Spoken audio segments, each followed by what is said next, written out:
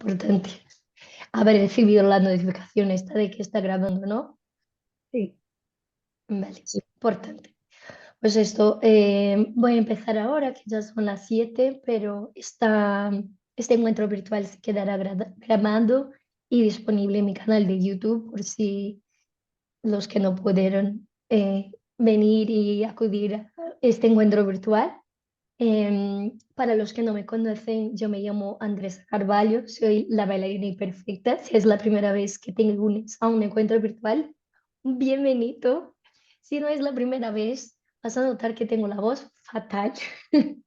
Está un horror, pero yo he intentado tener un poquito de voz para poder estar en este encuentro hoy, porque tenemos a una persona muy especial con nosotros. Hoy vamos a hablar acerca de María de Ávila en la danza clásica, más concretamente su influencia aquí en España.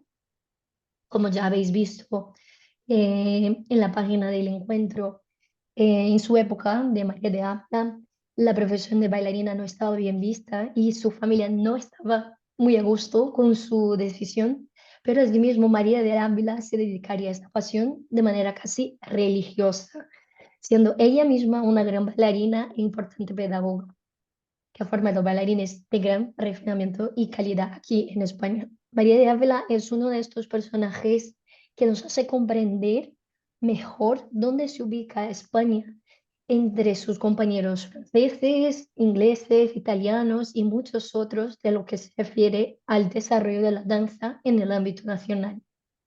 Eh, pues bien, aquí vamos a recibir hoy a Ana Isabel Elvira, que es doctora en Filosofía y Ciencias de la Educación.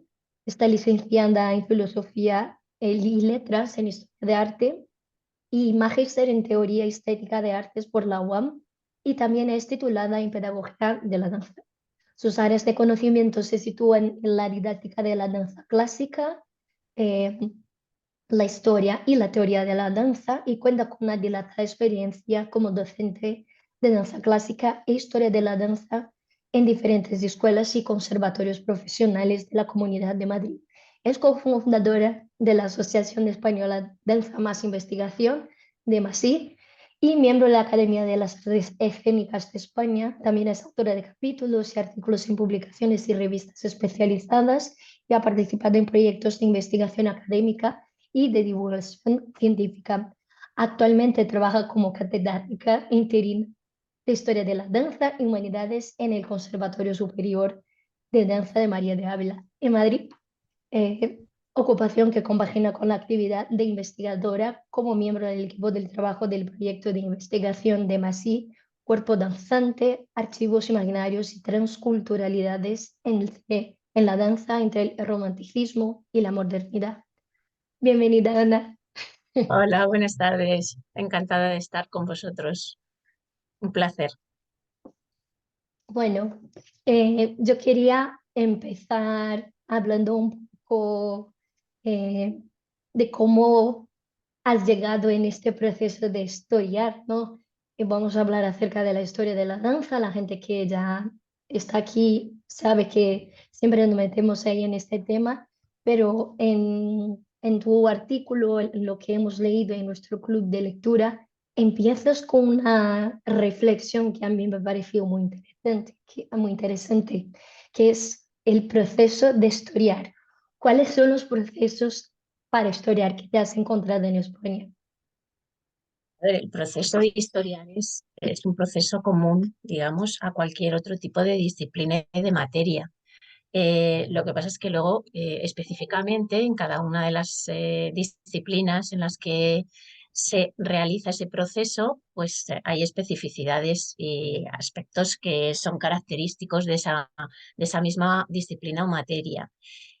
Cuando yo empecé a investigar, cuando yo hice mi tesis doctoral ya hace bastantes años, bueno, en España, digamos que en el proceso de historia tendríamos que diferenciar entre la especificidad concreta de hacer historia o de intentar rescatar la historia dentro del ámbito de la danza y digamos, el proceso de historiar en cualquier otra disciplina. Entonces, la especificidad que tiene la danza precisamente es bueno, que el objeto de estudio de la danza es un objeto de estudio difícil de tener cerca. Bueno, pues por esas características que todos sabemos que tiene la danza, de inasibilidad, de carácter efímero, de fragilidad, fragilidad en cuanto a que, bueno, pues no es fácil conservarla y a lo largo de la historia pues se ha perdido mucha de nuestra memoria, por eso nuestra memoria es bastante frágil. Digamos que eso es lo general en cuanto al proceso de historiar en el ámbito de la danza en cualquier otro territorio, ¿no? En el caso concreto de España, pues ya tenemos nuestras propias circunstancias.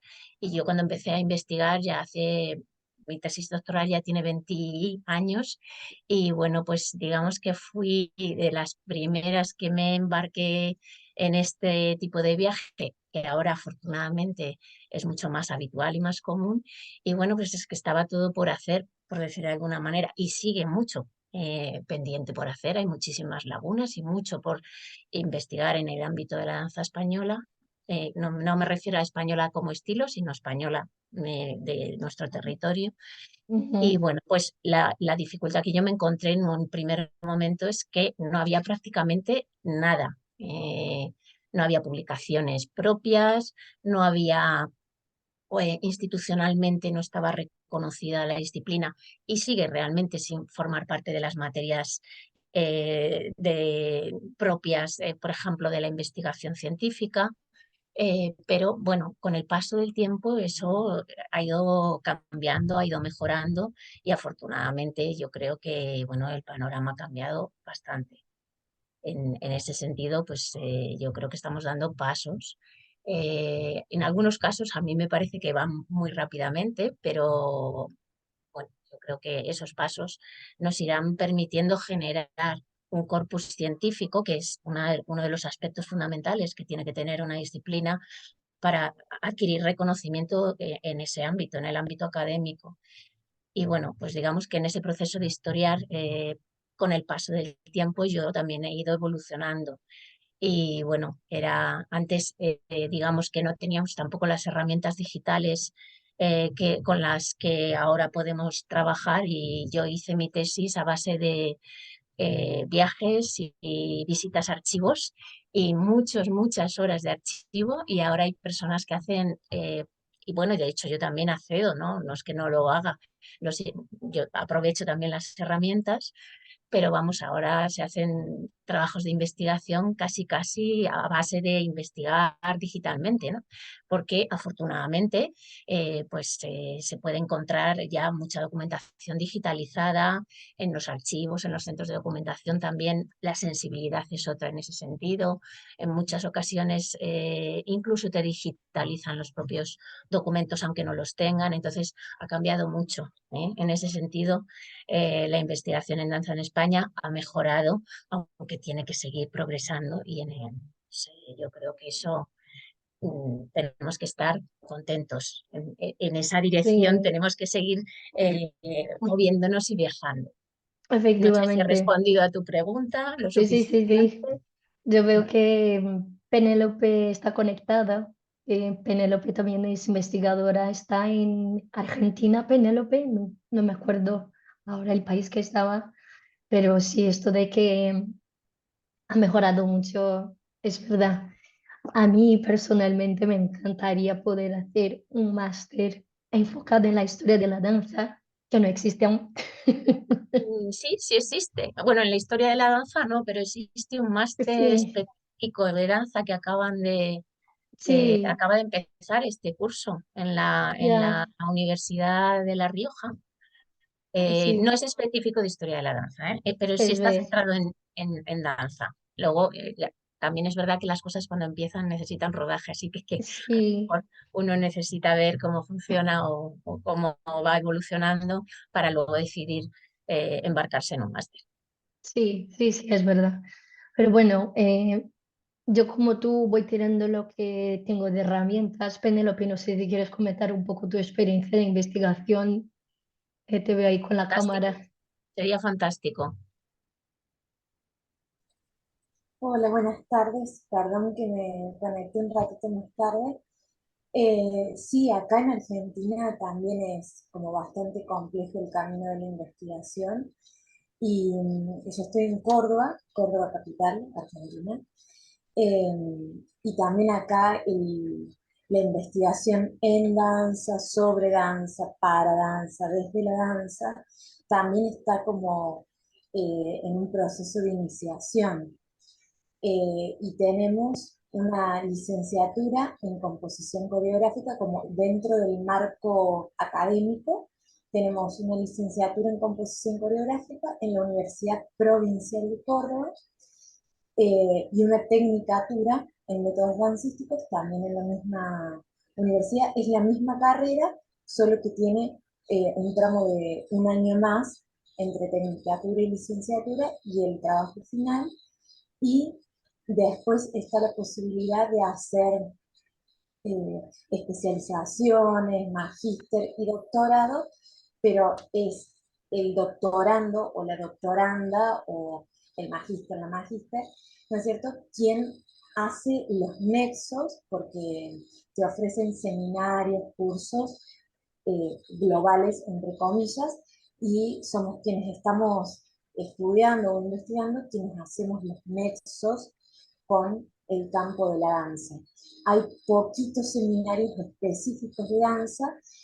Uno de ellos fue, me empezaron a dictar en plena pandemia, ahora no me acuerdo bien si fue en 2020 o 2021, se me mezclan esos 2 años, que fue con Juan Ignacio Vallejos, que es un investigador argentino que se recibió en París 8 de doctor de historia de la danza, un genio número uno, que ahora está en Argentina, y que bueno, que con esto de la virtualidad, el doctorado en arte, que es el que estoy haciendo yo, lo convoca como docente, y ahí sí se ve material específico de danza.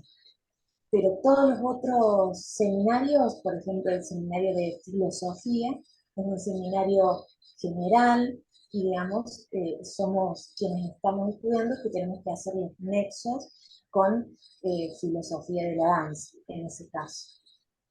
Entonces, bueno, está todo ahí como incipiente. Y por supuesto que la situación de pandemia impulsó a que las casas, a que las distintas casas de estudio y las casas que no son específicamente de estudio, por ejemplo el Colón, ha digitalizado muchísimo material y eso es un paso gigante, por supuesto queda mucho por hacer, pero es un paso gigante para quienes estamos en búsqueda de ese material. Porque si no, por ejemplo, acceder al material del colon implicaría viajar necesariamente. Entonces, bueno, en esa estamos similares. Un gusto, Ana. Igualmente, igualmente. Sí, efectivamente, es un proceso en el que estamos inmersos prácticamente todos. El proceso de digitalización se ha acelerado de una manera increíble a partir de la pandemia y yo creo que prácticamente en todo el mundo está sucediendo eso. Y en el ámbito de la investigación tiene la parte positiva pues, de que las instituciones facilitan de este modo el acceso a la documentación, con lo cual, pues en ese sentido, bienvenido porque efectivamente lo que tú decías, lo otro que significa viajes, y viajes, ya muchas veces mucho desembolso de dinero y no siempre la persona que está investigando tiene capacidad para poder hacerlo. Entonces, pues los procesos se alargan y a veces no se pueden finalizar, con lo cual en ese sentido, bien. Me encanta que las dos tenéis el fondo lleno de documentos. Es como Bueno, en vuestra vida. esto que yo tengo aquí no es nada para lo que tengo en otro sitio. Esto no es nada, pero bueno, Me eh, encanta. ya no hay Yo sitio, de mayor quiero ser así, ¿eh? no hay Me mucho sitio encanta. ya. ¿No? Bueno, seguimos. Sí, Bueno, Ana, ¿nos puede acercar un poco sobre cuáles son las típicas fuentes utilizadas para la investigación en historia?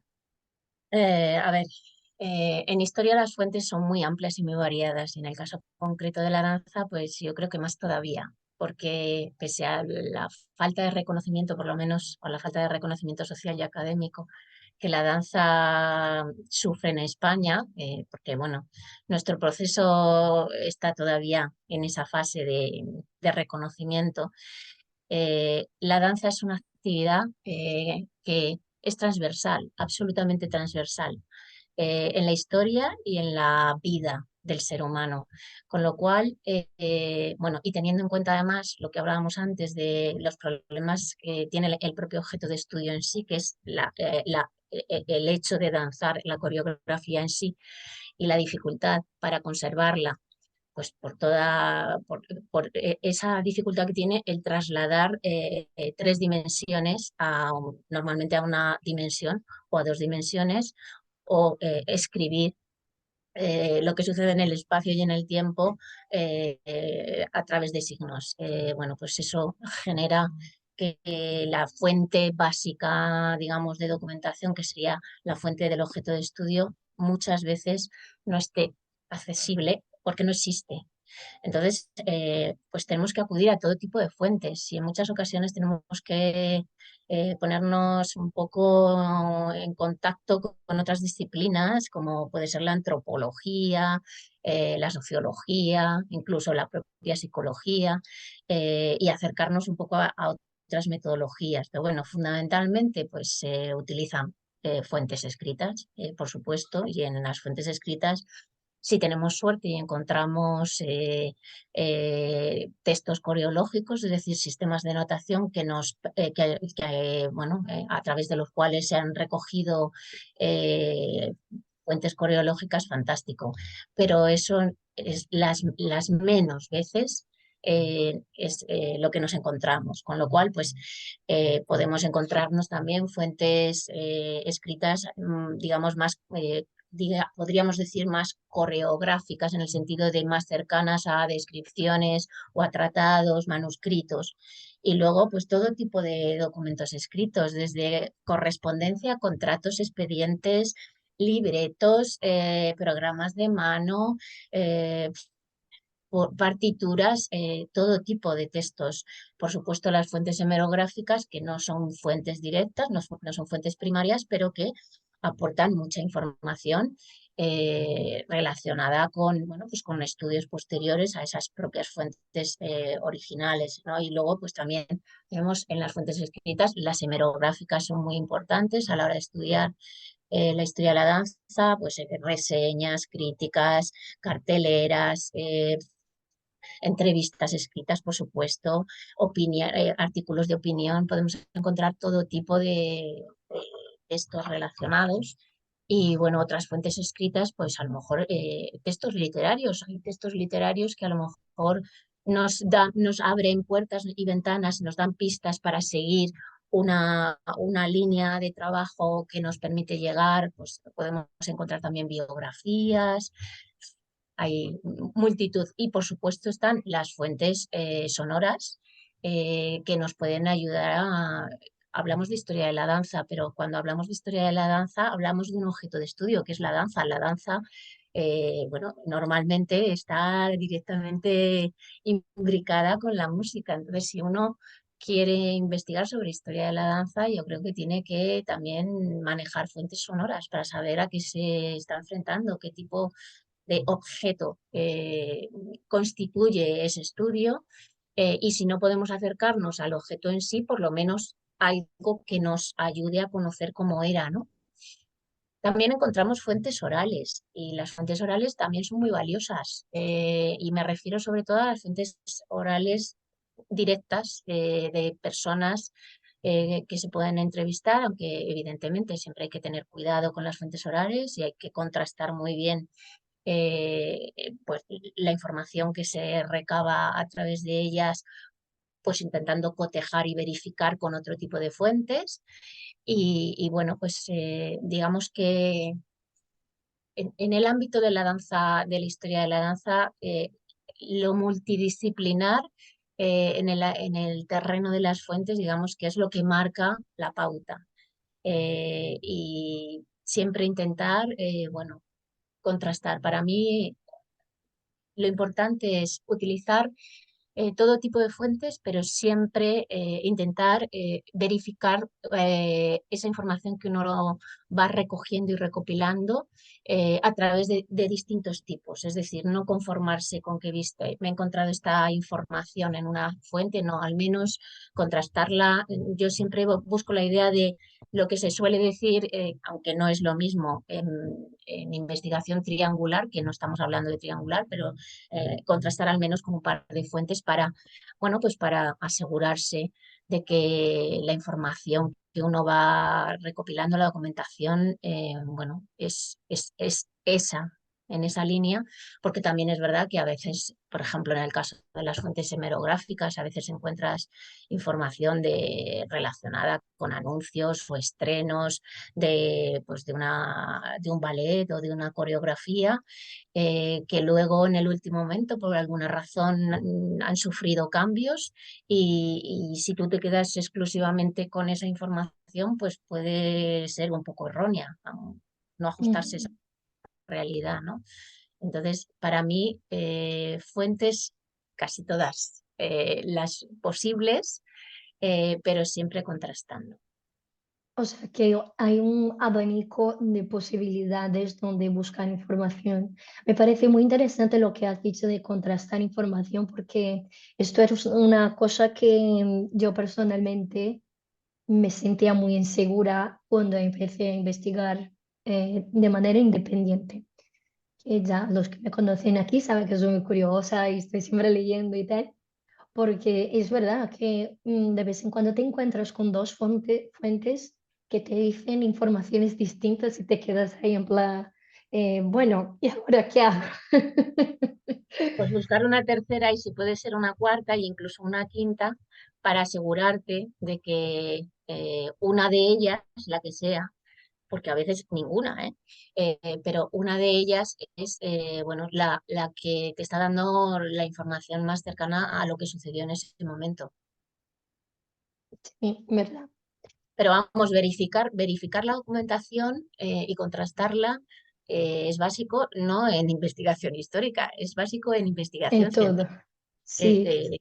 Sí, La investigación se tiene que contrastar, porque si no, bueno, sería tremendo, sería muy ya. complicado. Estaríamos Sí, manejando información que en muchas ocasiones no se ajustaba exactamente. Y de hecho pasa, de hecho sucede, pero bueno, pues cuando uno detecta que se puede haber equivocado o que se ha fiado de un par de fuentes y luego resulta que se ha encontrado que no era exactamente eso, bueno, pues rectificar. Yo creo que es de sabios rectificar. y seguir adelante. Claro, efectivamente, reconocer uno se ha equivocado y decir, bueno, donde dije esto, tengo que eh, precisar que no es exactamente esto, sino, bueno, pues he encontrado algo que me permite asegurar que no se ajustaba a la realidad y seguir adelante. Y si eso implica una modificación de unas conclusiones, pues aportar esa modificación. Ujú. Es un proceso que realmente no termina nunca, ¿no? Si no pones un fin, es como siempre vas sacando cosas, vas descubriendo y vas añadiendo. Sí, no termina nunca, efectivamente. No termina nunca porque además eh, también los enfoques historiográficos van variando con el paso del tiempo. Incluso uno mismo va evolucionando. Y cuando está haciendo una investigación sobre algo, un tema concreto, y se pasa el tiempo y revisa esas investigaciones, pues a lo mejor lo aborda con otro punto u otros puntos de vista y descubre otra forma de entender y nuevas conclusiones. Entonces, en ese sentido, la historia de la danza y la historia en general está siempre en proceso de revisión. Muy bien, muy bien, muy buena reflexión. Pues hablando ahora un poco más concretamente acerca de María de Ávila, ¿Mm? en su época como bailarina en Barcelona, hubo algunos bailarines españoles de destaque, ¿no? ¿Nos puede comentar un poco acerca de quién fueron estos bailarines y cómo influenciaron el contexto de la danza en el territorio español? En el momento en el que María de Ávila, bueno, ella nace en 1920. Y es una fase en la que, bueno, se está produciendo una transformación, por ejemplo, en el ámbito de la danza de los teatros de ópera, ¿eh? Que teníamos aquí dos teatros principales, que eran el Teatro del Liceo en Barcelona y el Teatro Real de Madrid. Eh, Hasta ese momento, bueno, ambos teatros habían surgido precisamente un poco a la luz del gusto por la ópera que se había desarrollado en el siglo XIX y en sus primeras fases, en ambos teatros, bueno, pues se habían desarrollado producciones de ballets completos y la importancia que tenía la danza, no solamente la danza clásica, sino también la danza lo que se llamaba aquí la danza nacional, que es lo que ahora nosotros conocemos como danza española, pero que entonces se asociaba con los bailarines boleros, pues tenía bastante auge. Pero ese auge fue perdiendo importancia y lo cierto es que al ir finalizando el siglo XX, perdón, el siglo XIX, iniciar el siglo XX, pues había entrado un poco en decadencia y la danza en esos teatros, que eran los teatros de referencia, había quedado como muy localizada y muy específicamente eh, vinculada a las funciones de ópera. Entonces, se representaban pocos ballets ya en ese momento. En el caso concreto de Barcelona, que es donde nace María de Ávila, en el Teatro del Liceo había una maestra, que fue su maestra, Pauleta Pamies, que era, bueno, ella había sido bailarina del liceo y había bailado los dos, lo que se llamaban los dos rangos, el rango extranjero, que sería lo que nosotros asociamos con danza académica o danza clásica, y el rango español, que sería lo que te he comentado antes, bueno, el tipo de danza asociado a los bailarines boleros. Y bueno, ella se había convertido además en una primera bailarina del rango español. Y cuando ella dejó de bailar, se convirtió en maestra vitalicia del Teatro del Liceo y era quien controlaba pues, todos los montajes escénicos que se hacían en torno a la danza y también en torno a la danza dentro de las óperas. Y a su vez era una persona que, bueno, pues tenía una escuela en la que formaba a las bailarinas que después se incorporaban al liceo. Entonces, en el caso de Barcelona en concreto, digamos que casi todas, en ese periodo en el que María de Ávila se forma, nace y se forma, pues casi todas las bailarinas que salían vinculadas al liceo habían sido formadas por Pauleta Pamies. Luego, al mismo tiempo, pues, por ejemplo, hay una figura importante que es Joan Magriñá, que luego se convirtió en la pareja principal, o digamos, a la pareja que más acompañó a María de Ávila durante el tiempo en el que ella fue bailarina, primera bailarina del Teatro del Liceo. Y bueno, pues él intentó formarse en la escuela de Pauleta Pamies, pero ella no admitía a los hombres en su escuela. Él había tenido un primer acercamiento al conocimiento del cuerpo a través del Instituto de Rítmica y Plástica de Joan Jongueras, que sería el método de Dalcroze. Había abierto una escuela en Barcelona siguiendo ese método y, bueno, pues Magriñá se había formado con él. Pero, bueno, pues le llamaba la atención la danza y intentó que Pauleta Pamies le dejara, pero no le permitió. Y entonces él lo que hizo fue que, bueno, a raíz de la llegada de los ballets rusos a España, se desató como una especie de corriente rusófila y a partir del año 21 o 22, bueno, en los años 20, se empezaron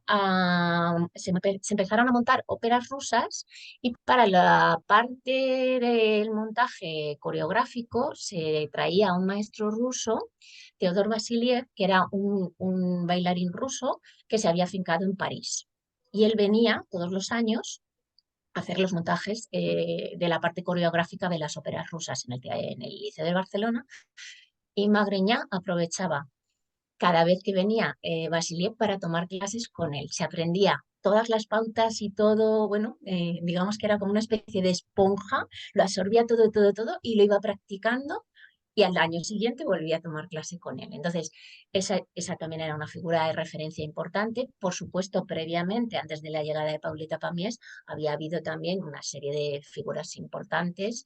En Barcelona, por ejemplo, el maestro que formó a Pauleta Pamies era Ricardo Moragas, que bueno, era un antiguo ojalatero que al final decidió dedicarse a la danza y que se formó con el maestro Biosca y aprendió los dos rangos y después él mismo, además de bailarín, se convirtió en coreógrafo y fue coreógrafo en el Teatro del Liceo, pero también fue coreógrafo en el Teatro Real de Madrid.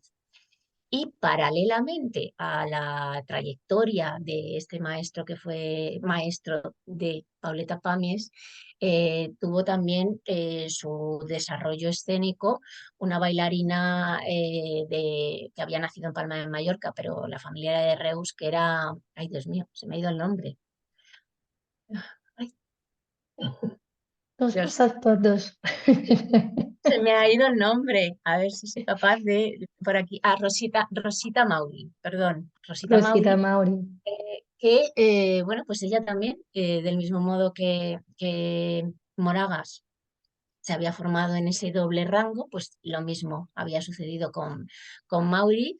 Y Mauri se convirtió en una de las bailarinas más espectaculares en ese momento en Barcelona y fue primera bailarina, por un lado en el Teatro Liceo, pero también fue bailarina del Teatro Principal, que eran los teatros, digamos, más destacados en ese momento. Y a partir de, bueno, de un momento determinado decidió salir de España, estuvo en Italia, se trasladó a Francia, se convirtió en primera bailarina del Teatro de la Ópera de París y bueno, pues luego se quedó allí como maestra.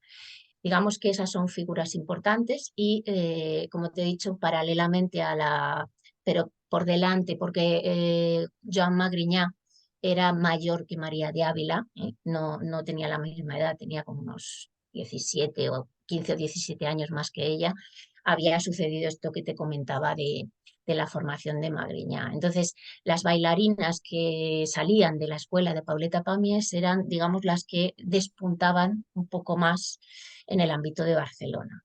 Y en Madrid, pues la verdad es que estaba el Teatro Real, había una escuela en el Teatro Real, pero era una escuela con un nivel de formación muy bajo, porque además el acceso a esa escuela no tenía selección y las bailarinas, además, cuando se empezaban a formar, inmediatamente en cuanto conocían un poquito, se marchaban para intentar buscarse la vida en otros teatros, normalmente teatros de variedades, que bueno, se convirtieron en una referencia importante a nivel escénico en las primeras décadas del siglo XX.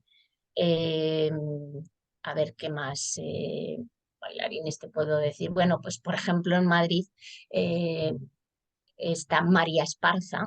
María Esparza es una bailarina que es también anterior a María de Ávila, pero que destacó.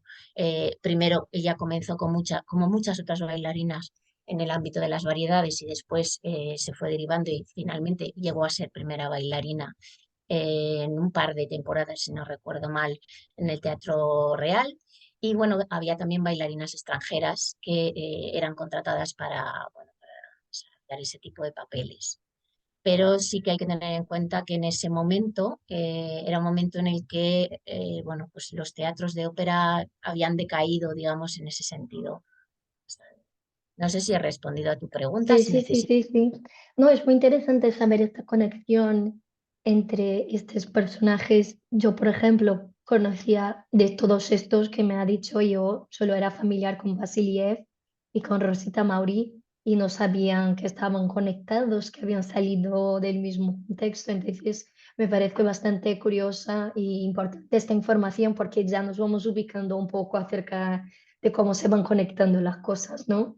Bueno, es una conexión relativa, porque Rosita Mauri es Sí. anterior a la llegada de Basiliev, bastante anterior. De hecho, él llega en la década de los 20, yo creo que hacia el 22, entre el 22 24, es que ahora mismo no me acuerdo muy bien de la fecha, pero y Rosita Mauri es del siglo XIX. Ujú. Fundamentalmente ella desarrolla su trayectoria artística en España sobre todo en el XIX. Pero vamos, sí, al final están todos conectados, porque además las relaciones entre los teatros en el siglo XIX en España estaban directamente vinculadas a esas dos referencias de teatro de Barcelona, teatro de la Ópera de Barcelona con el Liceo y el teatro real. El Liceo era anterior al Teatro Real, pero bueno, digamos que eran las dos referencias fundamentales y había bailarines que iban de un teatro a otro. ¿Eh?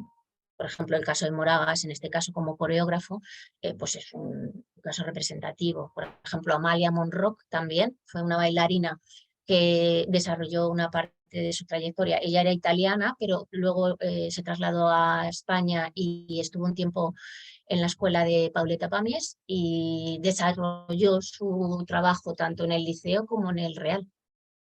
Muy bien, muy interesante. Yo sé que ya nos has acercado un poco acerca de los primeros años de María de Ávila, su formación como bailarina. ¿Qué más hay disponible acerca de María de Ávila después de este periodo como bailarina? A ver, ella se forma entonces con Pauleta Pamies. La formación de Pauleta Pamies era una formación bipolar, por decirlo de alguna manera. Enseñaba a bailar, danza, en su academia se enseñaba a bailar un poco de todo. No había una diferenciación clara de disciplinas y sus alumnas te podían bailar una pieza de bolero o una pieza que formaba parte de una composición bailada dentro de una ópera o tener una interpretación dentro de un ballet académico. Entonces, lo que pasa es que era una formación, digamos, muy básica. Eh, eh, Pauleta Pamies era muy mayor cuando María de Ávila entró en su escuela. Y bueno, fue un periodo, además fue el periodo complicado políticamente de la República con el estallido de la guerra civil. María de Ávila se había incorporado muy jovencita dentro del cuerpo de baile del Teatro del Liceo y bueno, al estallar la guerra civil, la que era primera bailarina de ese teatro, que era Carmen Salazar, que era una alumna de Pauleta Pamies, evidentemente, pues no se encontraba, estaba fuera de España y ella actuó como primera bailarina, digamos que, bueno, para poder solventar la situación. En el momento en el que estalla la guerra civil en España, el Teatro del Liceo llega un momento en que lo clausuran y trasladan la actividad al Teatro Tívoli, a teatros que estaban más vinculados con teatros de variedades. Y durante el tiempo de la guerra, digamos que se modificó un poco la estructura interna de organización dentro de los teatros porque se socializó todo, en Barcelona, en el caso concreto de Barcelona. María de Ávila durante un tiempo continuó interviniendo o bailando en ese grupo, digamos, de artistas que seguían vinculados con el Teatro Tívoli, pero claro, tenían que hacer traslados, había bombardeos, era una situación compleja y llegó un momento en que decidió dejar de bailar, pese a que, según yo recuerdo muy bien, que ella me decía que el único ingreso que podía entrar en ese momento en su casa, aunque no puede decirse que ella no era una familia, bueno, con un buen nivel económico, pero el problema es que en la guerra estábamos todos en guerra, ¿no? El caso es que ella, bueno, ante esas circunstancias dejó de bailar. Y su maestra murió en el año 37. Eh, Dejaba de bailar, digamos que no tenía esa referencia de su maestra, pero tenía una tía que era su tía Cándida, que era la que le había impulsado, ayudado un poco a poder dedicarse a la danza, porque bueno, pues no estaba muy bien visto que ella se dedicara a ello, sobre todo porque era una hija única. Y bueno, su tía Cándida decidió ayudarla dentro de sus posibilidades. Creo que lo que hizo fue pues que tenía una joya de la familia y utilizó esa joya de la familia para poder hacerse cargo del traspaso del estudio de de Pauleta Pamies. Y entonces contactaron con un bailarín que era un bailarín ruso, Alexander Gudinov, que supuestamente se había quedado en España a partir de la visita de los ballets rusos de Diaghilev. Bueno, eso digo supuestamente porque eso todavía yo estoy investigando en ello ahora y tengo mis dudas de que fuera exactamente así. El caso es que sí había pertenecido a los ballets rusos de Diaghilev y bueno, pues él en un momento determinado vino a España y bueno, para buscarse la vida empezó a bailar y a coreografiar revista. Entonces le ofrecieron hacerse cargo de la dirección de esa escuela y durante el tiempo que transcurrió desde que María de Ávila dejó de bailar en la guerra hasta el momento en el que la guerra bueno, terminó la guerra y volvió, digamos, la normalidad, María de Ávila estuvo tomando clase con Alexander Godunov, cuyo bueno, seudónimo era Sacha Gudin, y bueno, pues ese fue su primer acercamiento directo a lo que es la escuela rusa. La escuela rusa porque este era un bailarín que se había formado en San Petersburgo y que bueno, había viajado con los ballets rusos a Europa y que bueno, pues había seguido un poco las pautas del trabajo de la escuela rusa y además había sido discípulo de Chekhov.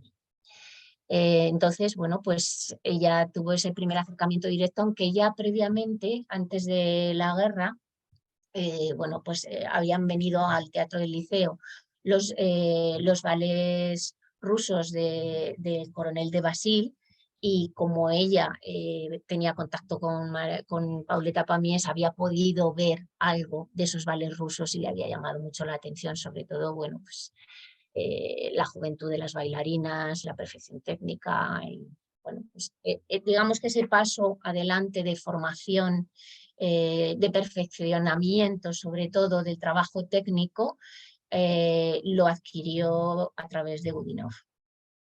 Muy bien.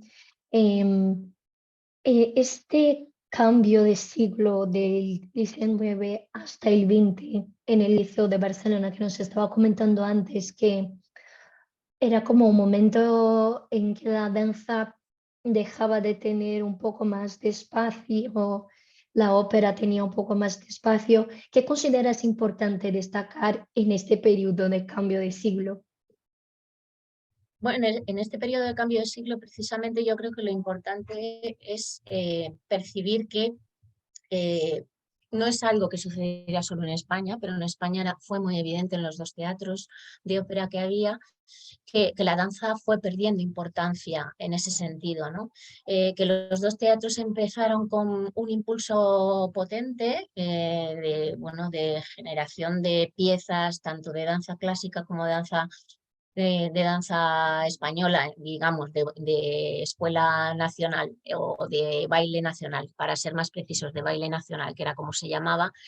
Y durante las primeras décadas ese impulso se mantuvo, pero que eso fue desapareciendo y que el gusto del público en esa transición del 19 al 20 se inclinó mucho más hacia los teatros de variedades porque, bueno, pues digamos que les llamaban más la atención y bueno, y había más entretenimiento, ¿eh? No eran, digamos, esas óperas que no todo el mundo comprendía y que además eran a veces muy repetitivas y muy monótonas y bueno, pues se fueron perdiendo adeptos y fueron perdiendo público. Entonces, eso es interesante comprender que, bueno, que dio como una especie de cambio en negativo en ese sentido. Y luego, a mediados del siglo XX, ¿cómo ya estaba el panorama de la danza con María de Ávila aquí en España? Bueno, el panorama, a ver, todo a raíz, digamos, que del final de la guerra civil, pues hubo una recuperación entre comillas. Bueno, sí que se me ha olvidado comentaros, yo estoy tan centrada en danza clásica, que bueno, que estamos hablando de un periodo importante que en España se conoce como Edad de Plata y que hubo un resurgir artístico muy potente, pero que quizá en el lado de lo académico no fue tan evidente como en el lado de la danza española. pero al tiempo que sucede esto tenemos figuras fundamentales como pueden ser Antonia Mercé la Argentina o Encarnación López la Argentinita o Vicente Escudero, que son figuras puntales en el desarrollo de la danza española en nuestro país, ¿no? Y luego, por otro lado, también tenemos que tener en cuenta que aunque no hubo un gran desarrollo en ese sentido, pero sí llegó la influencia de esa nueva danza que estaba surgiendo a principios del siglo XX, vinculada a Isadora Duncan, vinculada a Liv Fuller, y que hubo bailarinas que siguieron esas pautas de danza moderna temprana, vinculadas sobre todo a los teatros de variedades. Pero como en los teatros de variedades se hacía un poco de todo, digamos que no se les ha centralizado o no se les ha dirigido la atención en la línea de lo que sería la danza moderna temprana.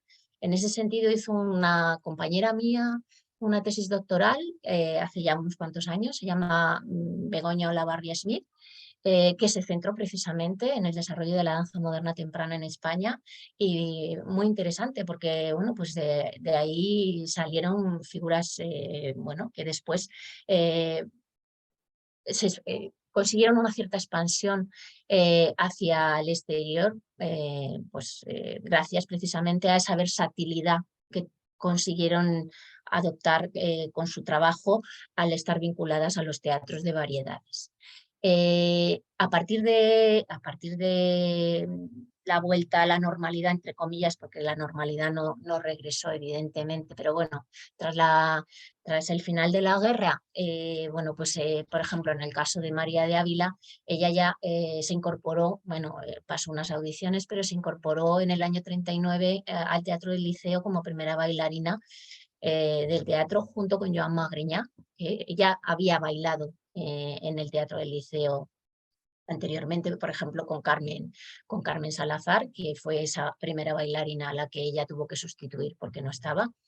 Y bueno, pues su trayectoria se vinculó directamente a las temporadas del Teatro del Liceo, temporadas además de ópera, teniendo en cuenta que casi todo el trabajo que se desarrollaba en el Teatro del Liceo estaba relacionado con las temporadas de ópera. Sí que es verdad que luego había unas temporadas en primavera que permitían traer compañías extranjeras y que luego también se hacían pues algunos momentos, algunos espectáculos especiales, pero en realidad casi todo estaba relacionado con las funciones de ópera. Y en Madrid, por ejemplo, lo que sucedió a partir de los años 40, bueno, lo que tenemos que tener en cuenta también en Madrid es que el Teatro Real en el año 25 hubo que clausurarlo, se cerró. Y eso fue un punto de inflexión importante en el ámbito o sea, vinculado a la danza clásica, porque el poco desarrollo que se mantenía, pues digamos que se desapareció. Sí que es verdad que vinieron algunas compañías extranjeras, por ejemplo, Ana Pavlova había estado en el Teatro Real y luego volvió y estuvo en la Zarzuela, pero tuvieron que ir a otros teatros. Y la actividad de la ópera se trasladó durante un tiempo, se trasladó al Teatro de la Zarzuela y al Teatro Apolo. En los años 40 llegaron a España varios, bueno, digamos, bailarines extranjeros, pues algunos vinieron un poco huyendo de la situación de guerra y los enfrentamientos bélicos. Bueno, pues en Madrid, por ejemplo, se establecieron dos figuras importantes de origen danés. Por un lado, la pareja de Leif y Elna Homberg, que ya sé que estuvo Elna y hablasteis de ello. Ahí tienes su libro, efectivamente. Y otra danesa que también se incorporó fue Karen Taff, Miss Karen Taff, y también se instaló en España una bailarina que había formado parte de los ballets rusos, Valentina Kashuba, que abrió una escuela de danza en Madrid, en la calle, iba a decir General Ricardo, no es General Ricardo, bueno, no me acuerdo de la calle, pero no es General Ora, General Ora. Y Mira, bueno, pues esas tres escuelas que se abrieron, bueno, pues fueron importantes porque fueron, digamos, pequeños gérmenes de desarrollo de la danza académica en Madrid, teniendo en cuenta que esa referencia del Teatro Real había desaparecido. Y a partir de esas escuelas luego surgieron escuelas con las propias alumnas, casi siempre eran alumnas, pero bueno, también había algún alumno que habían salido de esas escuelas. Por ejemplo, Carmina Ocaña, que creó su escuela, se formó con los daneses. Ese es un ejemplo. Con Miss Karen Taz también se formaron muchas bailarinas que luego fueron algunas abriendo escuelas también en Madrid. Y bueno, pues digamos que en esos años lo que fue llegando bastante gente. En los años 50, por ejemplo, llegó Héctor Zaraspe. Y también, bueno, pues se dedicó un poco a formar bailarines. Han llegado personas, digamos, intérpretes o maestros extranjeros que durante un tiempo, algunos durante un tiempo, otros se quedaron definitivamente, como los daneses, pues fueron abriendo un poco, bueno, vías de formación, pero lo que no había en realidad era una referencia escénica relacionada con la danza académica en Madrid, mientras que en el caso de Barcelona pues estaba el Teatro del Liceo, y el Teatro del Liceo reanudó su actividad en el año 39, en diciembre, si no recuerdo mal. Fue más o menos esta época que se puso de moda los recitales de danza. A ver, lo de los recitales de danza, se puso de moda, sí, fue una cosa que se convirtió en una especie de hábito, pero no surgió en ese momento. La propia Antonia Merced hacía recitales de danza.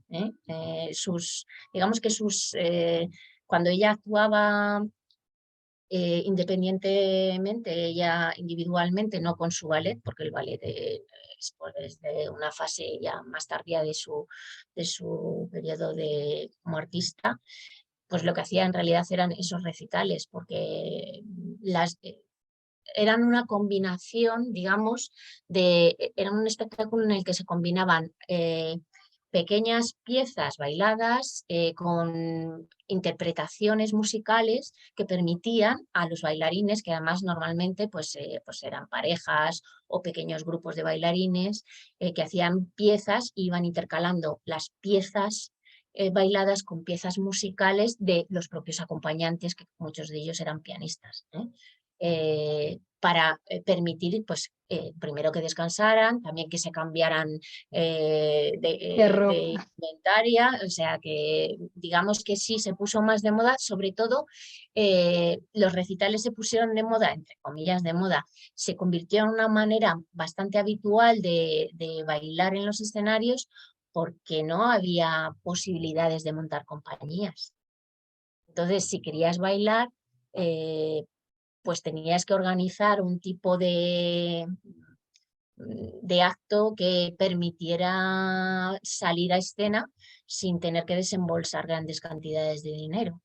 Entonces, pues por ejemplo, María de Ávila hizo bastantes recitales con diferentes personas. Por ejemplo, hizo bastantes recitales con Joan Magriñá, porque ella, además de bailar en el Teatro del Liceo, también tenía otros compromisos con el propio Joan Magriñá, tanto en Barcelona como en Madrid. Pero también bailó con otros bailarines que se establecieron en Barcelona y bueno, pues digamos que fue una actividad bastante habitual en ese sentido. También hubo pequeños ensayos de crear compañías, pero ninguno de ellos salió adelante, porque estamos hablando de la posguerra, en los años 40 en España. eh, Estaba todo por hacer y realmente la gente pasaba mucha hambre. Entonces no había fondos ni medios. Eso no quiere decir que no se intentara y de hecho, bueno, cuando hablemos de las compañías en las que participó María de Ávila, pues veréis que ella participó en algunos ensayos de compañía, pero ninguno terminó por salir adelante. Sí que es verdad que según va avanzando en el tiempo vas viendo que hay más posibilidades de que se mantengan, pero también necesitas un apoyo financiero que no siempre se tenía. Y desde luego lo que no ha habido casi nunca ha sido un apoyo institucional. Yo iba por esto ahora. sabemos que María de Ávila nos ha dejado un legado muy grande, y me gustaría que comentara acerca de las compañías que ella participó, ya fuera como intérprete o como directora. Yo tengo aquí un listado de un montón de compañías, no sé si quieres ir Bueno, comentando una a una. yo las tengo aquí, bueno, me las sé, pero las tengo aquí para que no se me pase ninguna. Digamos que además de bailar como primera bailarina y primerísima bailarina, porque entonces el lenguaje era muy rimbombante, ¿eh? Entonces se utilizaban estos adjetivos tan exagerados de primerísima bailarina del Teatro del Liceo, en el que bailaba siempre con Joan Magriñá. Bueno, también bailaba con otros bailarines, pero digamos que su pareja, su partener fundamental era ese. Pues luego tuvo algunas, participó en algunas compañías. Una de ellas, la primera, fue la Compañía Española de Ballets. Esta compañía, bueno, pues surgió por la iniciativa de Juan Cabanas, que fue su director artístico, y bueno, se intentó impulsar la creación de una compañía, lo dice su nombre, Ballets, ¿eh?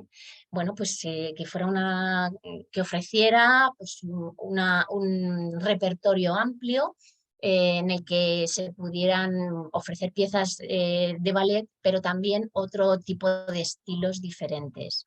Eh, en esta compañía ella participó como primera bailarina y el coreógrafo y el primer bailarín era Sacha Gudin, Alexander Gudinov.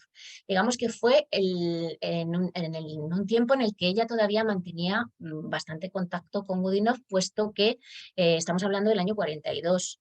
Ella había estado trabajando con él lo que había sido la escuela de su maestra durante ese tiempo que te dije que había dejado de bailar durante la guerra civil, y digamos que esa relación pues se ve que la mantenía, y bueno, pues se embarcó en este proyecto.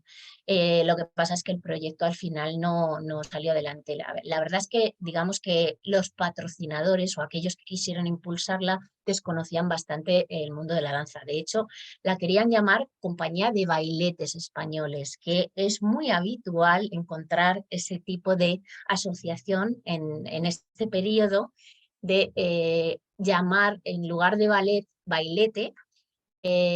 Antes de la guerra, porque, bueno, pues yo creo que era más por puro desconocimiento, pero después de la guerra, en este caso concreto, era porque ¿para qué vamos a utilizar un término francés si lo que tenemos que hacer es fomentar lo nacional? Entonces, bueno, pues se ve que hubo ahí una discusión y al final llegaron a convencerles y no le pusieron ese nombre, pero desconocían todo el ámbito escénico y el entorno, digamos, profesional de la danza, no hubo apoyo financiero suficiente.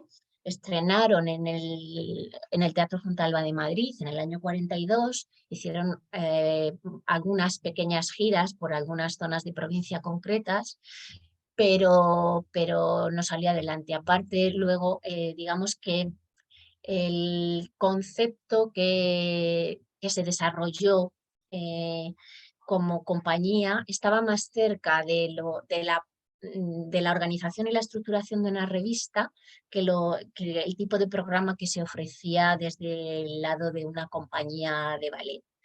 Teniendo en cuenta que Udinov, que se había especializado, porque él bueno, estuvo años trabajando en el ámbito de la revista, fue el que se encargó un poco de la parte coreográfica, no de todo, pero también, digamos, de la organización de esta compañía a nivel escénico. Pues bueno, no tuvo demasiada buena aceptación en ese sentido. Se veía como una compañía más que desarrollaba más un tipo de espectáculo muy mezclado, en el que había un poco de todo.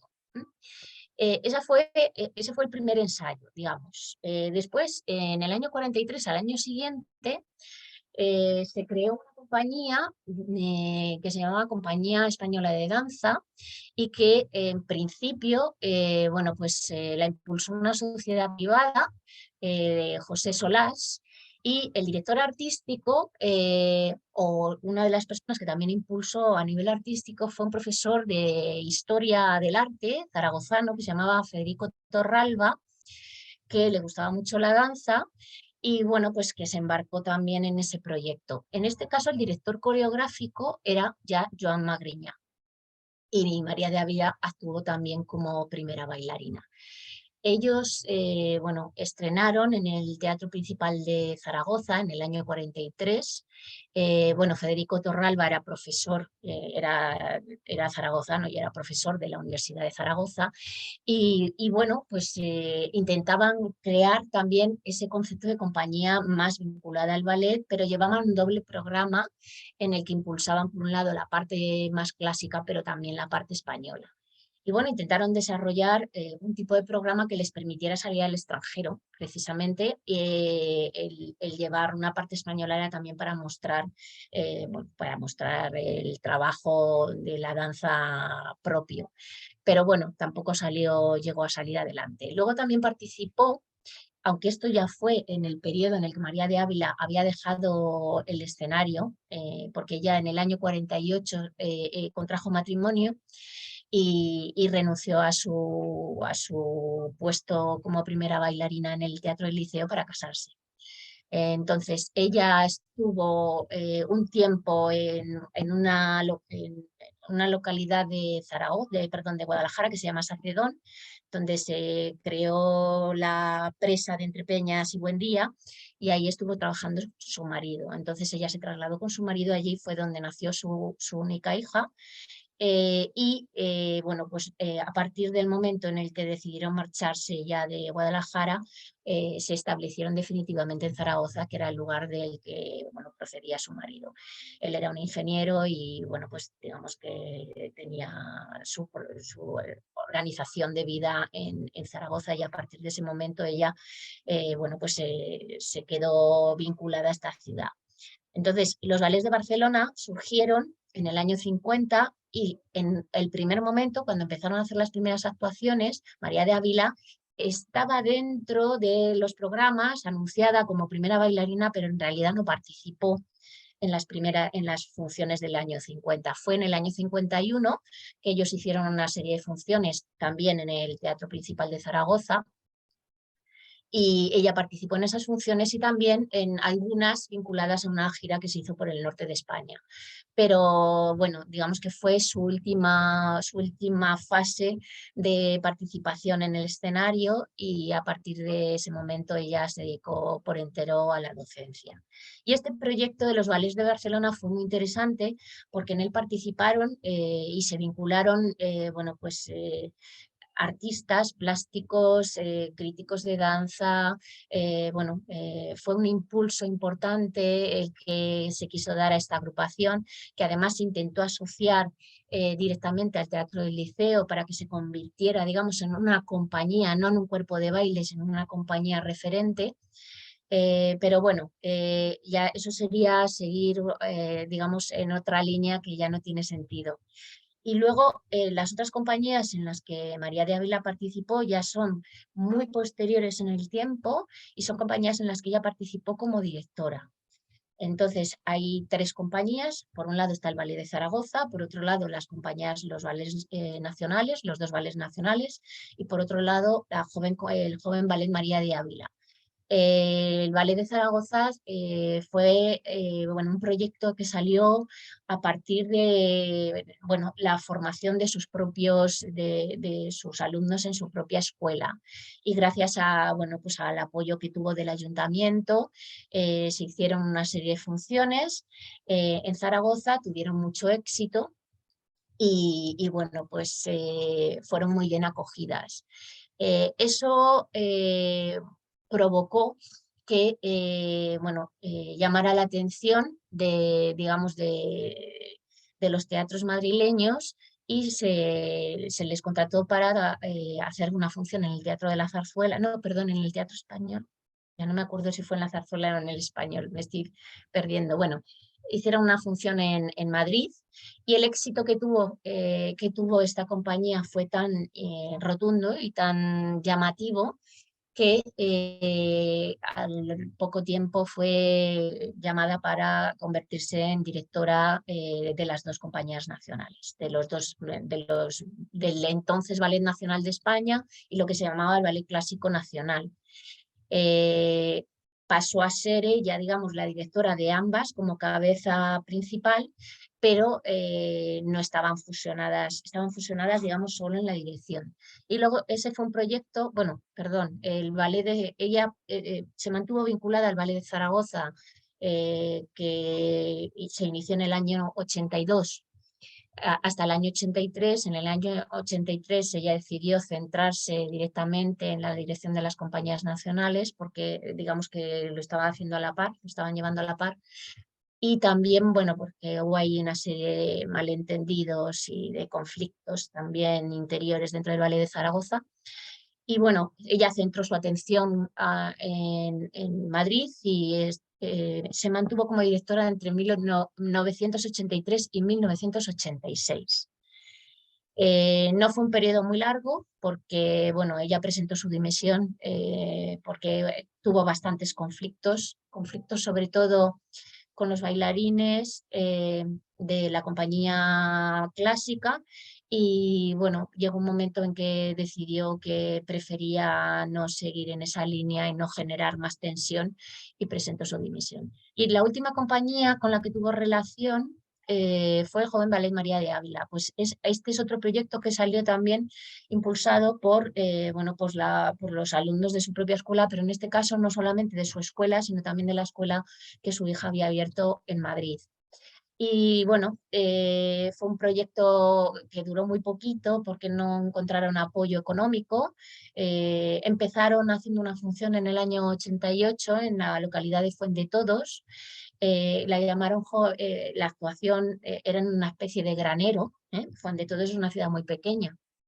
Y bueno, pues la función era una especie de granero donde la tarima estaba llena, esto me lo contaba ella, estaba llena como de agujeros, desniveles. Bueno, el caso es que como sus bailarines eran, vamos, sus alumnos, pues en realidad eran muy, muy disciplinados, pues una de las características del trabajo de su escuela, pues bueno, las funciones salieron muy bien y fueron consiguiendo poco a poco bueno, pues hacer actuaciones en diferentes sitios y le dieron el nombre este de Joven Ballet María de Ávila. Fue un proyecto muy bonito que lamentablemente no salió adelante y en el año 91 ya pues digamos no tenían apoyo financiero para poder mantenerlo y los bailarines necesitaban seguir trabajando, entonces bueno pues se fueron yendo a aquellos sitios donde encontraban trabajo y bueno, digamos que María de Ávila decidió que no se podía continuar. Y digamos que estos son las 6 compañías con las que tuvo vínculo María de Ávila. Como ves, las 3 primeras están directamente relacionadas con lo que sería su actividad profesional como bailarina, aunque la de los ballets de Barcelona ella ya había decidido dejar las tablas, pero ella, bueno, pues me imagino que mantenía su entrenamiento y pudo salir al escenario y las otras 3 están ya más relacionadas con la dirección. No sé si te Muy, da. muy interesante este periodo que nos comenta acerca del Ballet Nacional de España, que se han juntado las dos compañías, ¿no? La clásica y la de danza española. No Ujú. sé si te gustaría comentar un poco cómo ves esta unión y posterior separación de estas dos compañías. A ver, esta unión surgió, a ver, el nombramiento de María de Ávila coincidió con el momento en el que el PSOE ganó las elecciones en España. Entonces se produjo un cambio de gobierno bueno, que implicaba un cambio de enfoque importante porque bueno, hasta ese momento había estado gobernando la UCD, digamos, un gobierno más centrista y más hacia la derecha, entre comillas.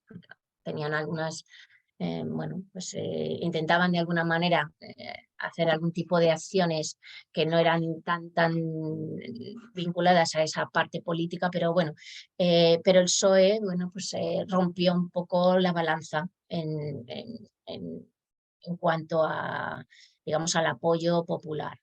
Entonces yo creo que lo que se intentó fue establecer una clara diferenciación entre lo que se había hecho hasta entonces y lo que se podía hacer. Luego, por otro lado, el gobierno del PSOE quiso dar un impulso muy, muy importante a la parte de la cultura, a la cultura en este país, porque en el periodo de la transición hubo una explosión cultural en España y digamos que vieron que era bueno, un filón importante que había que desarrollar. El hecho de que unieran las dos compañías implicó que ellos pretendían convertir las dos como una especie de estandarte para mostrar la imagen de España. Entonces, incluso buscaron una imagen representativa de ambas compañías y utilizaron un modelo de cartel en el que hicieron dos fotos, una foto de la Compañía Nacional, perdón, de lo que se llamaba el Ballet Nacional de España clásico, porque le unificaron el nombre, Ballet Nacional de España, y estaba el Ballet Nacional de España, el que se dedicaba a la danza española, y luego estaba el Ballet Nacional de España clásico, que hasta entonces se había llamado Ballet Nacional Clásico. Entonces, con estos carteles identificativos aparecía una bailarina de danza clásica y una bailarina de danza española con un traje que llevaba los colores de la bandera española. Entonces, a través, digamos, de esa imagen representativa que unificaba un poco las dos compañías, pero sin mezclarlas entre sí, sino manteniendo, digamos, la separación muy clara entre una estructura y otra, bueno, pues digamos que se intentó vender la imagen de España.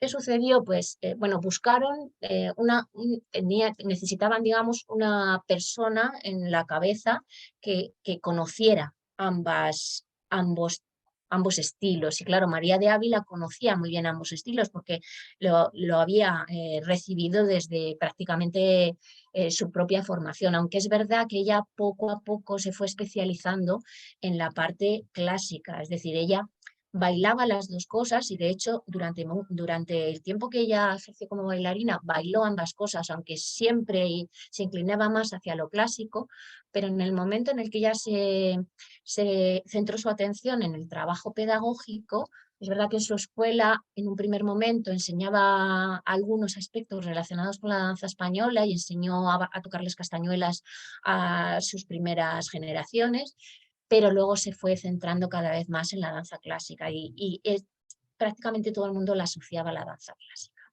Pero es verdad que no, que había que encontrar, o por lo menos ese era el planteamiento. José Manuel Garrido en la declaración de prensa en la que anunció que se la nombraba directora, era lo que mostraba era ese interés porque la cabeza fuera alguien que conociera ambos estilos. ¿Qué pasó? Pues que generó muchas polémicas porque era directora, pero había otros dos directores. Estaban los directores específicos de cada una de las compañías. Y los dos directores que estaban en ese momento, al final uno dimitió inmediatamente, que fue Víctor Ullate, que había sido alumno suyo, porque él dijo que no quería a nadie por encima suyo. Y el otro era Antonio Ruiz Soler, que se mantuvo durante un tiempo, pero que al final fue destituido, pues porque hubo, bueno, ahí, digamos, no llegaron a compaginarse bien entre ellos.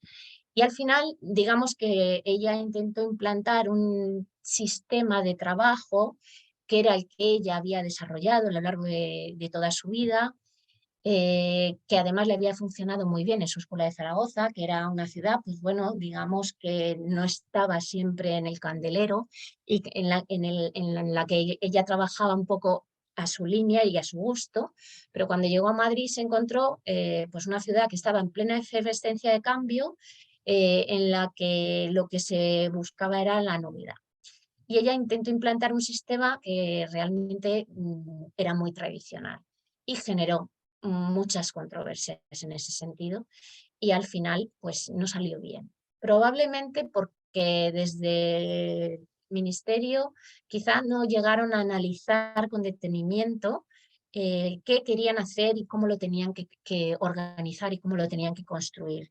Es verdad que durante esa década de los 70, bueno, desde el 75 en adelante, la década de finales de los 70 y los 80, a nivel cultural en España hubo muchos cambios que requerían constantemente romper con lo anterior. Y en este caso, pues ella además vino con un planteamiento más tradicional y probablemente los problemas surgieron porque no se planteó de una manera muy clara o no estaba muy claro cómo lo tenían que estructurar. En un momento determinado ella decidió que no quería más controversias y por eso presentó su dimisión y claro, presentó su dimisión en las dos compañías. Pero yo creo que era tan evidente que no se había terminado de fraguar de una forma sólida que a partir de ese momento se separaron. O sea, no se mantuvo en ningún momento esa dirección unívoca. En el momento en el que ella presentó su dimisión, las compañías se volvieron a separar inmediatamente. Es más, la compañía clásica después cambió su nombre. Muy Entonces, bien. bueno, no sé si yo creo que realmente fue a lo mejor no fue una decisión lo suficientemente reflexionada y pensada, pero Ya, es habría que que seguir investigando en ese sentido, fíjate. es un hecho muy curioso en la historia de la danza aquí en España. Me ha llamado mucho la atención cuando me enteré de esta información porque me pareció bastante único esta decisión. Yo también pienso, y esto es algo que es una conclusión que no estaba, digamos, sostenida sobre documentación, es una reflexión a partir de todo lo que yo he ido estudiando, que en España se toman muchas decisiones desde el lado de la política que repercuten bueno, pues en actividades culturales y en el caso de la danza, en nuestra propia danza, sin tener suficiente conocimiento del ámbito profesional en el que están tomando esas decisiones. Y yo creo que en este caso fue una decisión política sin conocer bien realmente eh, todo el ámbito dancístico. No digo que fuera desacertada, no estoy diciendo que fuera una equivocación, simplemente creo que no se llegó a reflexionar suficientemente bien eh, qué era lo que se ¿Cómo quería y cómo articular? se tenía que Mm, implementar. Y es mm. verdad que la referencia era bastante lógica, porque María de Ávila era una figura que todo el mundo reconocía como conocedora de ambos estilos. Pero bueno, pues por la Así razón fue. que sea, no funcionó. Bueno, ya nos vamos acercando al final de nuestro encuentro. No sé si alguien quiere hacer alguna pregunta a Ana. Eh, si queréis, os doy paso. Yo he visto un comentario aquí eh, a ver, de Ana Rosa Rodríguez, que también está investigando en Uruguay, que ha dicho que la investigación en danza es muy similar a la situación española y argentina. Así que gracias por tu aportación, Ana. Eh, no sé si tenéis alguna pregunta o no. Yo doy paso a Ana por si quieres decir alguna cosa más, contarnos algo, Bueno, despedirse. a mí me gustaría, no sé, me gustaría, me comentabas en su momento cuál era el legado de María de Ávila y yo te diría que antes de decir cuál es el legado, cuando ella falleció, yo me acuerdo que hice un obituario para una revista especializada que existía antes, que se llamaba Por la Danza, que editaba la Asociación de Profesionales de la Danza en la Comunidad de Madrid. Y bueno, me pidieron que lo hiciera porque, bueno, pues aparte de que yo tenía vínculo con el consejo de redacción, formaba parte de él, bueno, pues sabían que yo había investigado sobre ella. Y yo empezaba aquel texto explicando que no tenemos, porque todavía no lo tenemos, a pesar de que ella falleció en el 2014, no tenemos en España una historia de la danza de nuestro país y yo creo que vamos a tardar en tenerla. Porque bueno, pues, hay que investigar muchas cosas antes de darle una forma más o menos estructurada.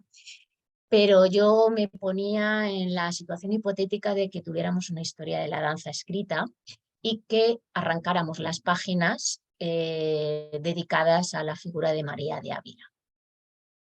Y me hacía la pregunta de si arrancando esas páginas sería posible conocer la trayectoria de la historia de la danza académica o clásica, como la queramos llamar, en el siglo XX en España. Y efectivamente sería imposible. Sería imposible porque el legado, su labor a lo largo del tiempo y toda su trayectoria ha dejado un pozo fundamental y no ha sido solamente en una de sus facetas, sino que ella desarrolló 3 facetas fundamentales que yo además estudié de esa manera o me las planteé como forma de estudio en mi tesis doctoral y después cuando se hizo esa publicación digital que está en la página del Centro de Documentación de las Artes Escénicas y de la Música con motivo de su centenario, también lo planteé de la misma manera, digamos que la faceta como intérprete, la faceta como docente o pedagógica y la faceta como directora de compañías.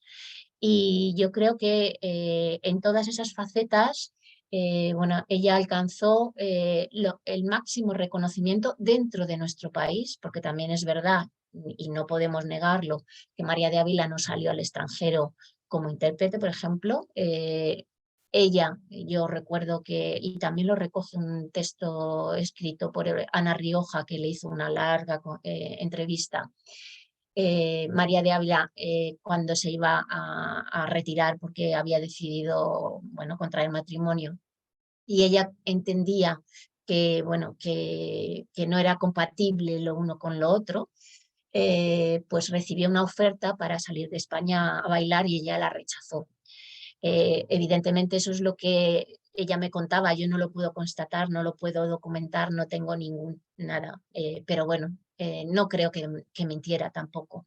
Digamos que no desarrolló esa faceta fuera de España, no sabemos si hubiera alcanzado reconocimiento o no, pero sí que es cierto que dentro de nuestro país alcanzó el máximo reconocimiento que se podía tener como bailarina, que fue primera bailarina de uno de los teatros más importantes, ¿no?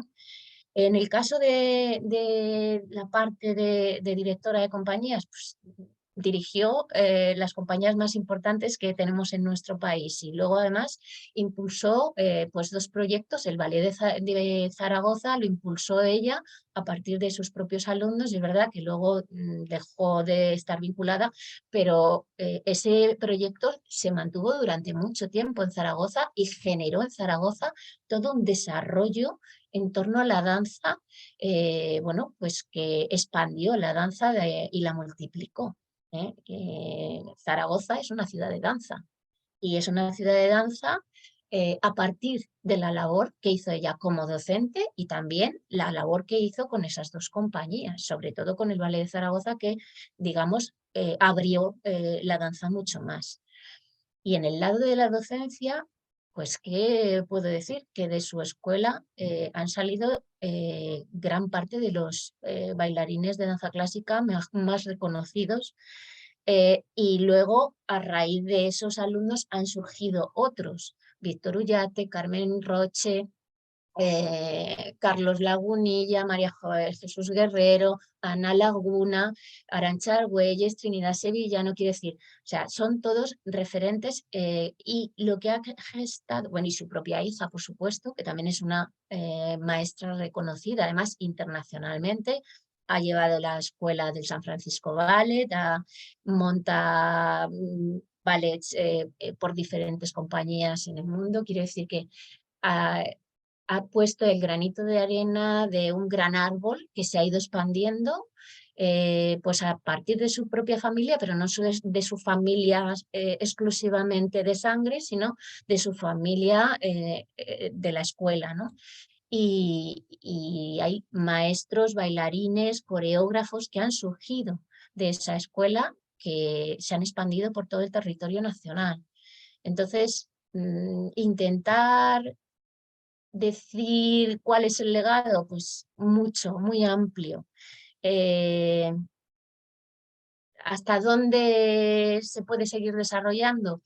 Pues no lo sabemos, pero desde luego no se puede obviar que ese trabajo está ahí y que la danza clásica en España alcanzó un gran desarrollo precisamente gracias a, bueno, pues a esa labor que fue gestando con el paso del tiempo a través de su escuela en Zaragoza y también puso, digamos, las claves, pese a que estuvo poco tiempo en los ballets nacionales, también puso, digamos, los pilares de un desarrollo posterior de las compañías nacionales. Entonces, bueno, simplemente recordar que es un legado que está ahí y que, bueno, yo creo que es básico y fundamental con todos los errores que, como todos en este mundo, cometiera a lo largo de su vida. Y bueno, pues yo Una creo gran que es inspiración. importante. Es importante tener en cuenta, de hecho, yo creo que esa publicación digital, que en su momento iba a ser una exposición, pero que con la pandemia se tuvo que anular, pues yo creo que en esa publicación digital, aunque no está todo ni mucho menos, porque, porque era imposible meterlo todo, pero se puede sacar muy claramente esta conclusión que yo os estoy aportando en este momento. Sí, ha sido una gran inspiración. Me ha hecho mucha ilusión poder hablar acerca de María de Ávila y te agradezco mucho que tu generosidad en aceptar mi invitación porque creo que es un personaje muy, muy importante y ha sido un placer recibirte y aprender un poco más desde tu mano. ¿Me Tengo una permites que te haga? pregunta, Ah, sí, vale, sí, házmela, házmela. no, que está preguntando Sebastián si María de Ávila y la danza folclórica tenían alguna relación.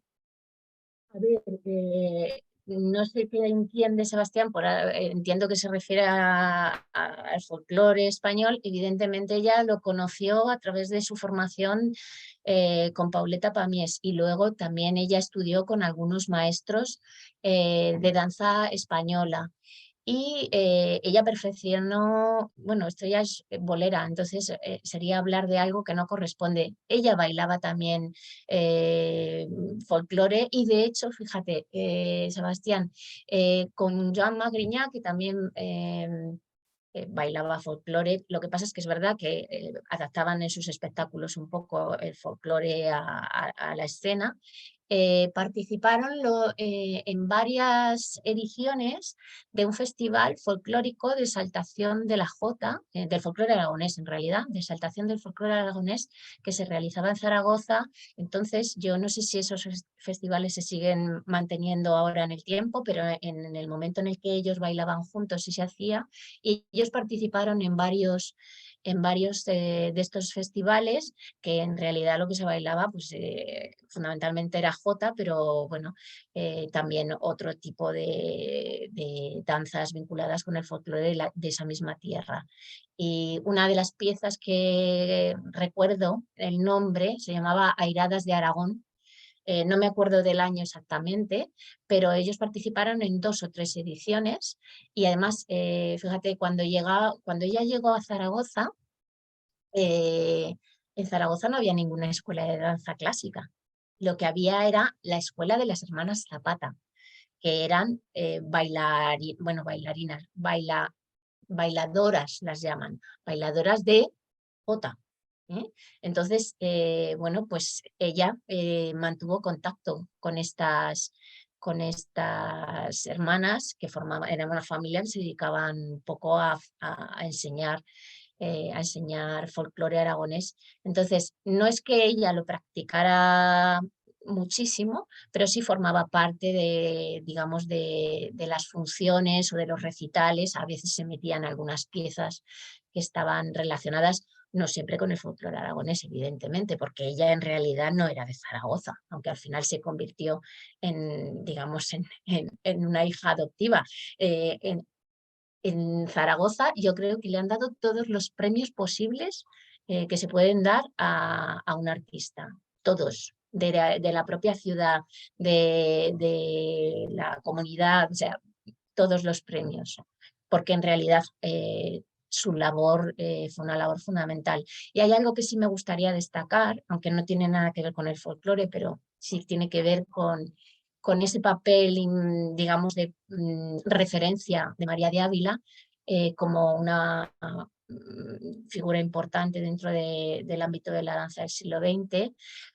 Fue la primera bailarina que accedió como miembro de número a una academia, a la Academia de Bellas Artes de San Luis, si no recuerdo, no sé el nombre exactamente ese, pero bueno, de Zaragoza. Y el discurso de ingreso se llamaba el Ballet Arte del siglo XX. Muy bien, muchas gracias. Te agradezco también, Sebastián. Bueno, Antes de sí, cerrar, te quería yo preguntar, sí. si no te importa, porque tengo Claro. curiosidad por saber, ¿por qué te llama tanto la atención de esta figura? Hombre, es que yo he ido al revés, el camino al revés, ¿no? A estudiar un poco la historia de la Compañía Nacional de Danza y cuando me he dado cuenta de este momento que se unieron las compañías y que estaban bajo María de Ávila, yo me pareció una información así muy, porque yo nunca había visto esto, cómo se junta una compañía de dos estilos distintos. Y me he dado cuenta que María de Ávila es un personaje muy importante. Entonces, como que fui aprendiendo un poco de su repertorio, de su figura, su legado y tal, pero nunca me había encontrado con un material que me pudiera acercar realmente hasta que coincidí afortunadamente con tu investigación, entonces ya me pude acercar más y saber más de su figura. Vale, muy bien. Sí, es que yo cuando empecé, cuando yo decidí hacer mi tesis doctoral sobre María de Ávila, mucha gente me ha preguntado por qué lo hiciste sobre ella. Pues realmente yo lo hice sobre ella porque yo llegué muy mayor al mundo de la danza. Y en el momento en el que yo me estaba formando, pues que intentas recibir, bueno, información, toda la información que puedes para enterarte mejor de dónde te has metido, ¿no? Y recuerdo muy bien que en España siempre se decía que no había tradición de danza, que no existía, no había tradición de danza y sobre todo de danza académica, de danza clásica. Y a mí me llamaba mucho cuando yo empecé a conocer la figura de María de Ávila o a saber un poco sobre todo de sus propios alumnos, de cómo había ido formando alumnos, me llamó la atención que una persona que había salido, yo no sabía, en un primer momento no sabía que era de Barcelona, que había salido de una capital de provincia como Zaragoza, que tampoco es una ciudad importante, pero tampoco no es Barcelona, no es Madrid, no es Valencia, había salido un poco de una ciudad tan pequeña en un país donde no había tradición. Supuestamente no había tradición, porque esto es supuestamente, evidentemente, pero aquí se afirmaba y había personas que lo afirmaban con rotundidad, pues me llamaba la atención. Yo decía, vamos a ver, no hay tradición y esta mujer, ¿cómo ha sido capaz de formar a estos bailarines que no, algunos bailan aquí, pero casi todos bailan fuera de España y que han encontrado trabajo en diferentes compañías, no solamente europeas, sino también en Estados Unidos? Entonces me llamó mucho la atención y por eso centré mi tesis en ella y porque, bueno, y porque yo entré y me dediqué a la danza clásica, por supuesto. Si hubiera Mm, estado dedicada a otro tipo de danza, pues a lo mejor no lo hubiera hecho sobre María de Ávila, ¿no? Y mm, bueno, luego entendí, me tuve que sumergir en el conocimiento de la historia de la danza en este país, pero luego entendí muy claramente que esas voces que negaban la tradición realmente no sabían lo que estaban afirmando, porque no es que no exista la tradición en este país, sino que hemos tenido una tradición que ha ido como el Guadiana, que sale y se esconde, sale, se esconde, sale, se esconde, porque lo que nos ha faltado ha sido continuidad, Y que es así algo que pasa. volvemos Y al seguimos así. principio de nuestro encuentro, el problema de historia en la danza. Debemos Sí, seguir. sí, pero es que es como un círculo vicioso que Y esperemos vamos. que se vaya cambiando y que se vaya transformando con el paso del tiempo, y yo creo que se están poniendo las piedrecitas en el camino adecuadas para guiarlo y llevarlo por donde tiene que ir. Pero sí que es verdad que bueno, que esa desvinculación que ha tenido la danza respecto a todo lo que sea reflexión teórica durante muchos años, ha permitido que muchas personas hicieran declaraciones y afirmaciones respecto a lo que pasaba o había pasado en este país sin realmente saber nada. Entonces, afortunadamente yo creo que eso va a ir cambiando también, pues porque las nuevas generaciones de bailarines no solamente están mejor formados desde el punto de vista corporal o desde el punto de vista técnico, o son mucho más versátiles, sino que creo que ya se ha entendido que es importante que se forme no solamente en el ámbito del cuerpo, sino también en el ámbito de la mente, y que no hay una clara diferenciación entre teoría y práctica, sino que están imbricadas entre sí. Y yo creo que estamos en ese proceso de que se vaya comprendiendo, y yo creo que necesitamos que pase el tiempo, que las generaciones lo vayan asimilando, pero se empieza a ver otra disposición en Perspectiva. ese sentido. Sí, se empieza a ver una disposición diferente. Es verdad que todavía te encuentras con personas que es como que les da alergia, ¿no? Hablar de teoría, pero es como separar la mente del cuerpo. ¿Un bailarín puede bailar solo con su cuerpo? No, necesita la mente para que su cuerpo actúe. Bueno, pues es que esto es lo mismo. Podemos pensar que el conocimiento de la danza se puede, de la evolución de la danza se puede conocer solamente desde el punto de vista práctico. No, necesitamos esa imbricación, pero y viceversa también, ¿eh? Yo no, tampoco estoy de acuerdo con que aquellos teóricos que consideran que eh, pueden sumergirse en el conocimiento de la historia de la danza con un total desconocimiento de la parte práctica. Porque yo creo que ese conocimiento de la parte práctica es lo que te permite ahondar, profundizar y sacar conclusiones realmente jugosas. Por ahí voy. Ana, muchísimas gracias, lo he disfrutado un montón. Desafortunadamente ya tenemos que encerrar por la Hicimos hora, ahora. pero te quería agradecer de corazón, de verdad. Ha sido muy generosa de tu parte compartir todo este conocimiento. Este encuentro se queda grabado en mi canal de YouTube, entonces podéis acceder después. Y nada, seguimos en contacto a través de YouTube, de Instagram, de nuestro club de lectura, y seguimos ahí sacando información acerca de la danza. Como había dicho al principio, mi nombre es Andrés Garballo, pero me vais a encontrar en las redes como la bailarina imperfecta.